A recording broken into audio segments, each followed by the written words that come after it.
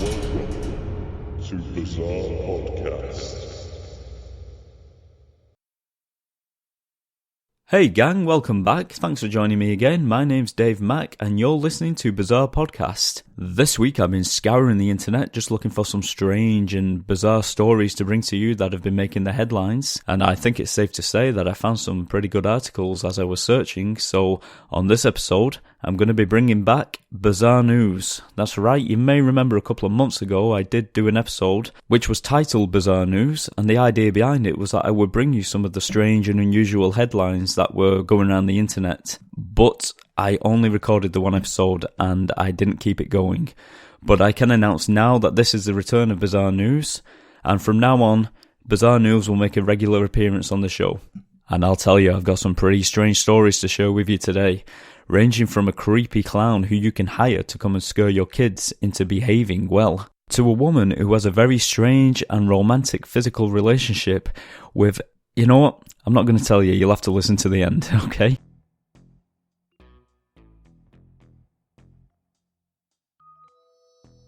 The first story I've got for you is about a clown who calls himself Wrinkles-the-clown.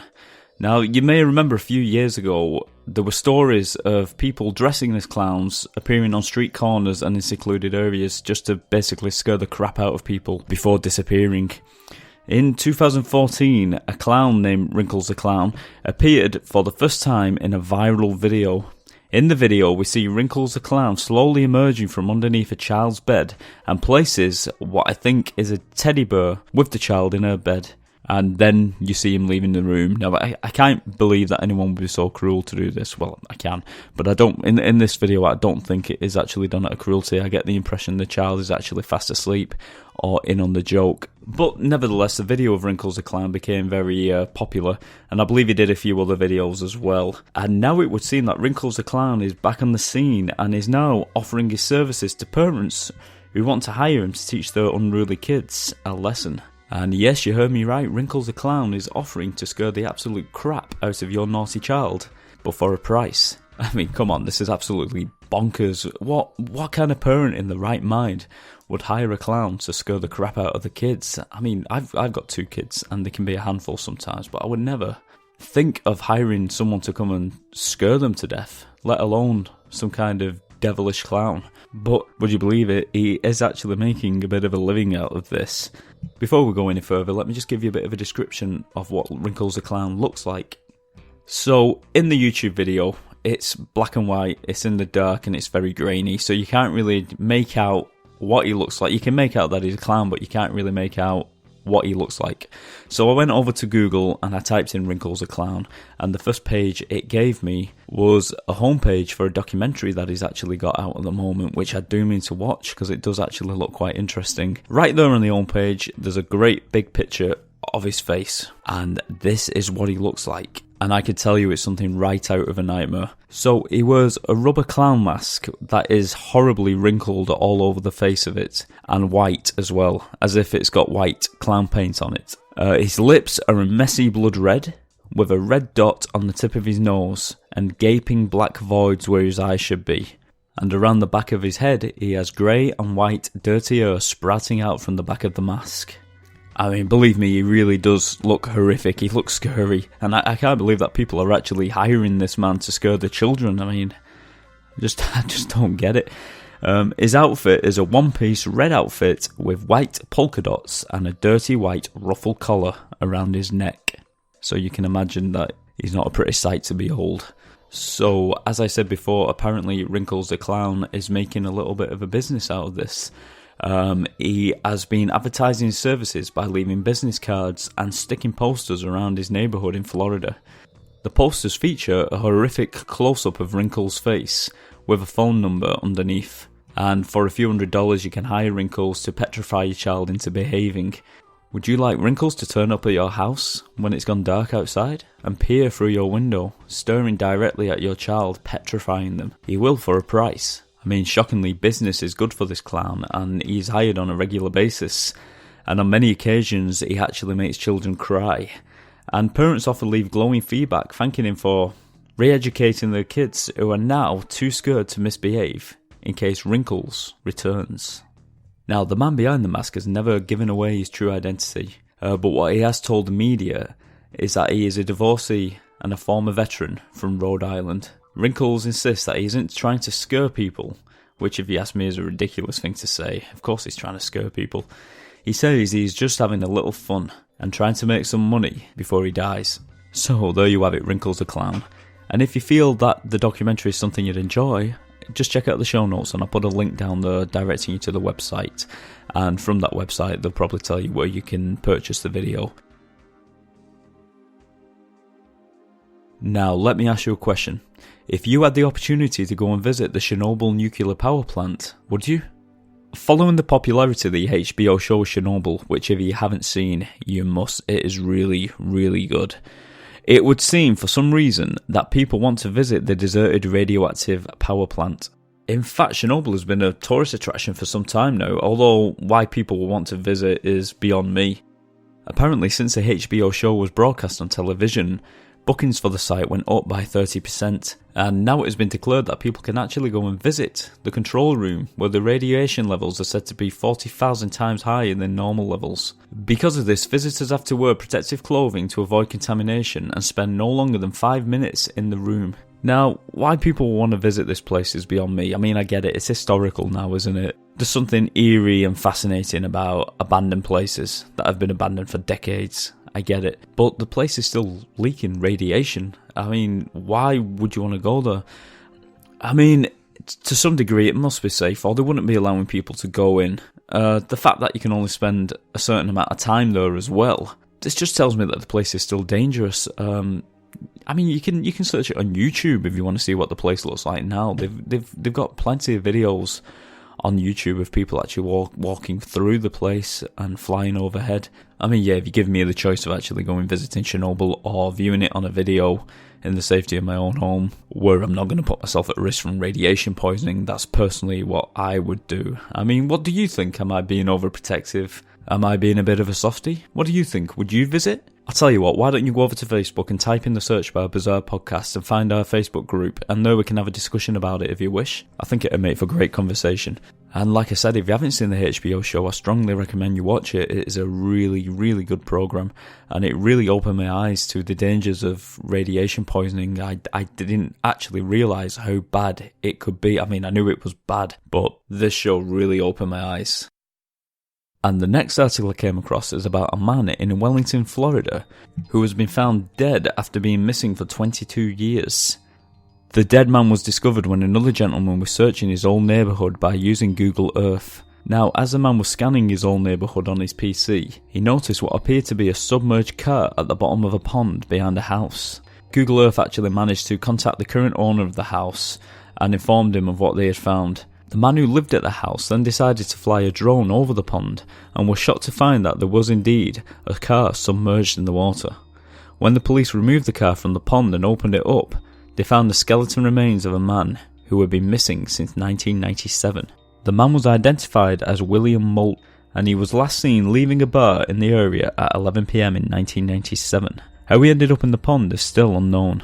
Now, what astounded me with this story is how this car could stay in the pond unnoticed for 22 years. How no one noticed that the car was in there. I mean, they did mention at the time that the area was under construction. I think possibly it might have been a man-made pond to control rainfall in the area. I mean, but still that it could go unnoticed for 22 years and this man was submerged under all that water. I mean, but at least now they've found him, and if the gentleman still has any family out there, they can get a little bit of closure, I suppose.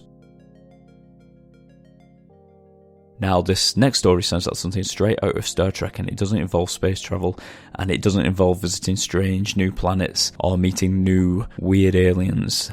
It's actually about food. Yes, for the first time ever, meat has been grown in space upon the International Space Station. They actually call it 3D bioprinting, and apparently it's a lot easier to do in space because of zero gravity, making the process a lot quicker. This is made possible by growing the meat from bovine cells, which are mixed with growth hormone. You know what? I'm not even going to try and pretend that I understand how they do this. But what I can't stop thinking about is Star Trek. I mean, come on, all you Trekkies out there, you must remember when Picard used to go over to his computer in the wall, order his food, and then within a couple of seconds, a full meal was just prepared for him. which was made by the computer. I mean, come on, this is exciting. This is the actual start of that fiction. You know, it's not fiction anymore. They're actually doing it. They're actually making meat in space without the actual slaughter of animals. It's something that decades ago just seemed like science fiction, and now it's actually science fact. It's just amazing. I mean, just imagine it, one day in the distant future we might have our very own Starship Enterprise, and imagine the crew members going up to the computer in the wall and ordering the food, and it just produces it for them right there and then. Great stuff. Beam me up, Scotty.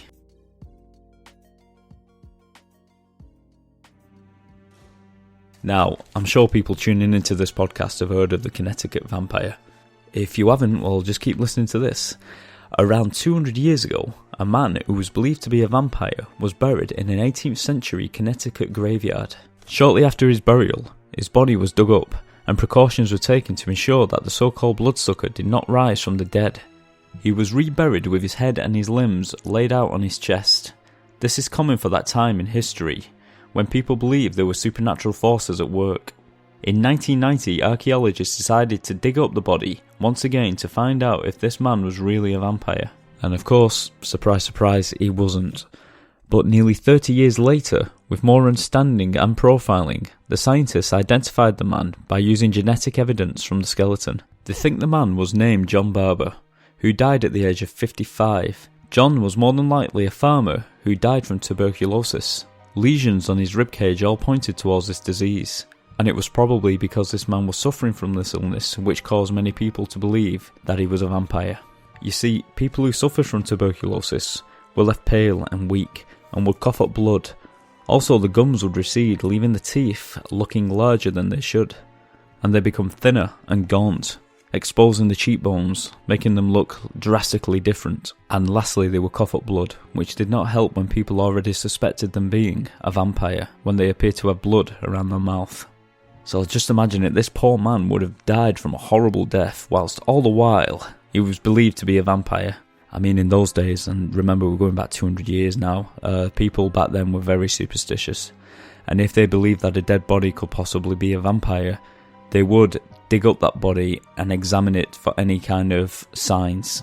And crazily enough, the signs that you were a vampire were if you were bloated, if you had long fingernails, or if your hair had grown longer since you were buried, and many more signs that are now known as normal signs of decomposing.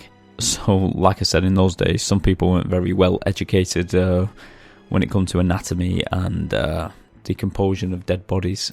But, you know, at least 200 years later, I suppose the story's got a little bit of closure, and John Barber has finally been cleared of being a vampire, and now he can finally rest in peace.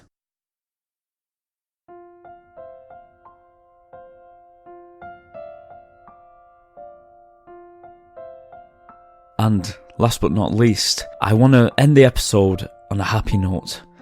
I want to finish with a story of love, a story of romance that cannot be tamed. Think of Lancelot and Guinevere. Think of Romeo and Juliet. Think of Ross and Rachel.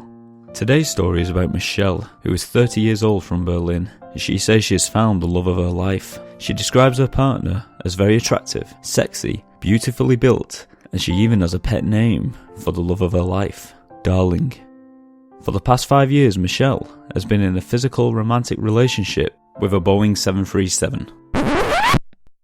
And no, your ears did not deceive you, she's in love with a passenger jet. An aeroplane. Yeah, anyway. This lady says that she is madly in love with the jet.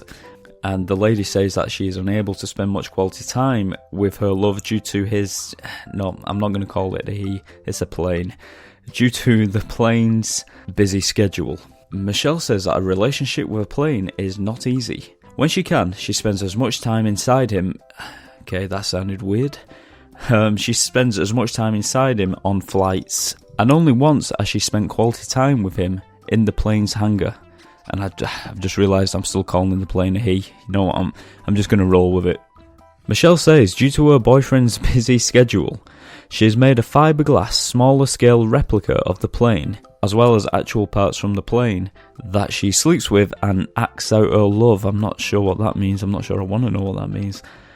She first fell in love in 2014 when she boarded her boyfriend and realised how